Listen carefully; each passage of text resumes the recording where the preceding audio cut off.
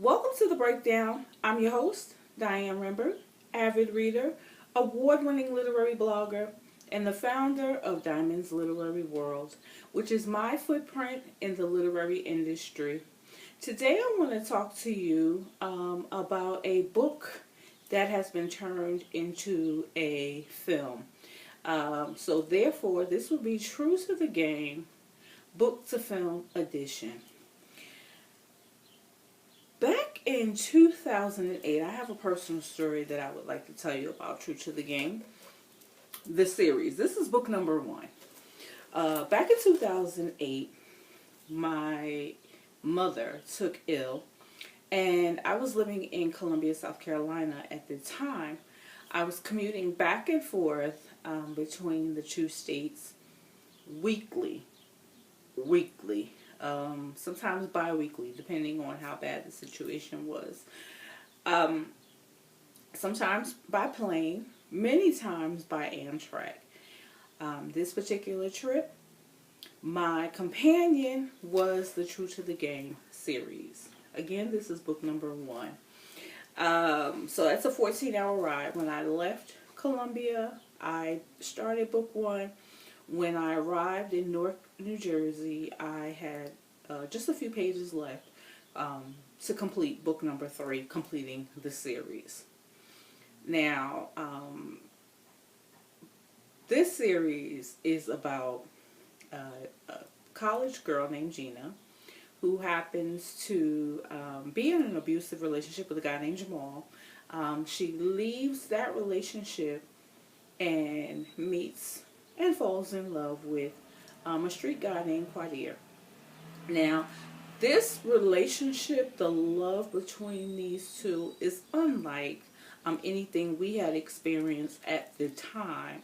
Very, very intriguing.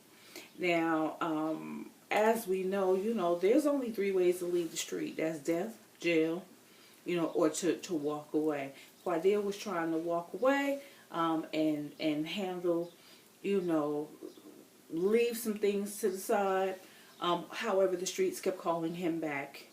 And just as we know unfortunately, with a lot of street lit novels, a lot of bloodshed.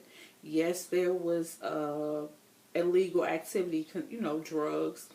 There was fast living, a lot of sex, but there was also a moral compass that is brought into it by Gena's grandmother, Gaget. She was, she wasn't, she tried to mold her granddaughters in a rightful way, if you will. However, she was not blind to what was going on, and therefore, the Gena and Quadir, like I said, the relationship just blossomed into what many envied. And if you're looking at it even today, it's still an envious relationship because it's not one that you find too often, where you're just wined and dined and, dealing with all the things of the street. Your man not being around sometimes. He could possibly be cheating. He could possibly, you get that call, he has died. It's not a lifestyle that is for me, but for some people, this is their lifestyle. And it was brought to film last year to the big screen. It was in a lot of movie theaters. Then it was brought to Netflix. And I was told recently it was on cable television.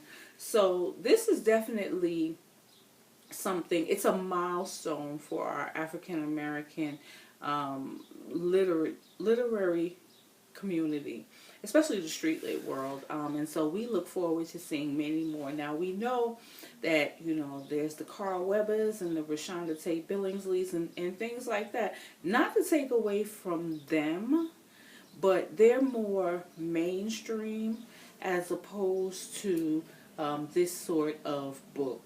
So this one is definitely one I highly recommend. I'm going to say this to you. Rereading it in preparation for watching the movie and bringing this to you, I I guess because I'm more mature, it is now 10 years later. Um, what may have struck me 10 years ago was, oh, okay. And that's not to take anything away from the book. That's not to take anything away from the series, because you cannot mention Street Lit without mentioning True to the Game. There's just no way. And so therefore, we like to shed light on what is a staple in our community. We like to shed light on what is, sorry, um, what is a staple in our community. And we know that there are going to be several other movies. We know that there are going to be several other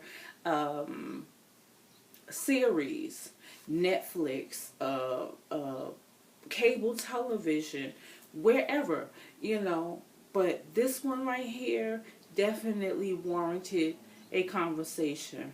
So I highly recommend that you go pick it up. Don't just pick up book one. Go pick up, because once you read book one, then book two is about Gena. Book three is about Quadir. So you're going to want to know, what happened, and maybe you'll better understand the movie. Now the movie, I will say a lot of people had some things to say about the movie, but I'll say this. When you have a book that is over 200 pages, it's kind of hard because of time constraints to fit all of that information into an hour and 48 seconds. You're talking about budget, you're talking about, a lot of things that come into play. So the movie is not necessarily going to be the exact replica of the book. And then if it did, why bother? So I wanted to just say that. But I want to thank you guys for taking the time to listen to the video, watch the video. If you watch the movie, leave some sort of comment as to your thoughts, because I'd love to hear them. Also, don't forget to subscribe to the channel if you've done so already. Thank you. I appreciate you so much. But until next time, be blessed, guys. Happy reading. Let's go out there and find some more good books.